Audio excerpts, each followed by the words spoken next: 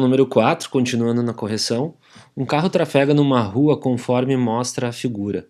Pode-se dizer que o poste está em movimento em relação ao carro. Pode-se dizer, verdadeira.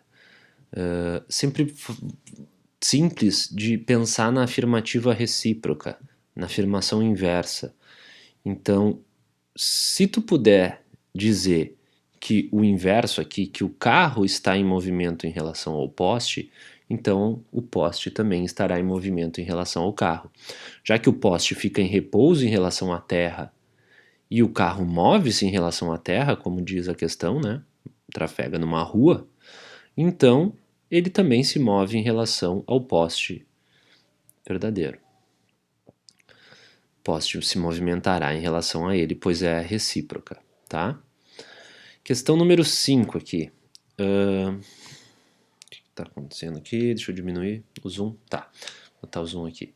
Uma pessoa num trem em movimento com velocidade constante em um trecho retilíneo da ferrovia deixa cair um objeto pesado. A trajetória do objeto para qualquer pessoa dentro do trem será.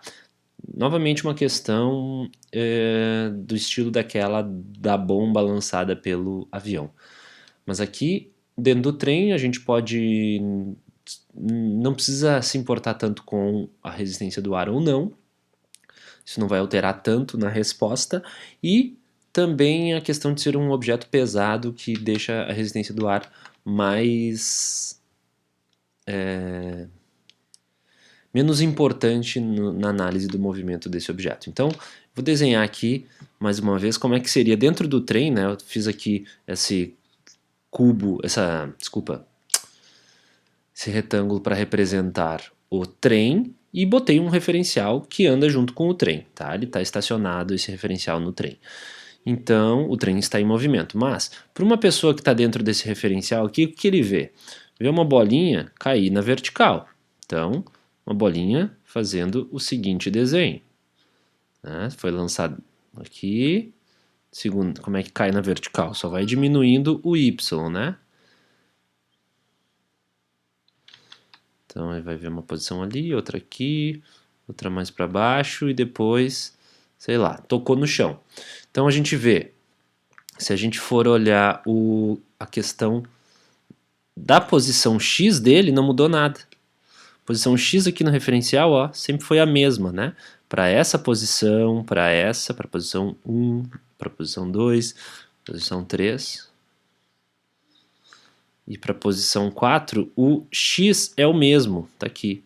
O X é sempre esse valor aqui. Mas o Y está diminuindo. Esse é o Y1, esse é o Y2, esse é um Y3, esse é um Y4. Tá? Foi diminuindo com o passar do tempo. Isso no referencial A, né? Mas, e agora? E se a gente colocar, vamos separar aqui, um referencial fora do trem? Como é que esse referencial enxerga a situação? Então, primeiro vamos botar esse referencial, vou botar um referencial grande aqui, tá? Ele vai ver tá, vamos supor, o trem tá andando, vou fazer o trem um pouco maior agora. Não vai dar, vou ter que fazer. Tem que fazer um trem quadradão aqui. Né? Na primeira foto, o trem tava aqui. A bolinha, vamos ver onde é que tá a bolinha. A bolinha tinha um valor aqui,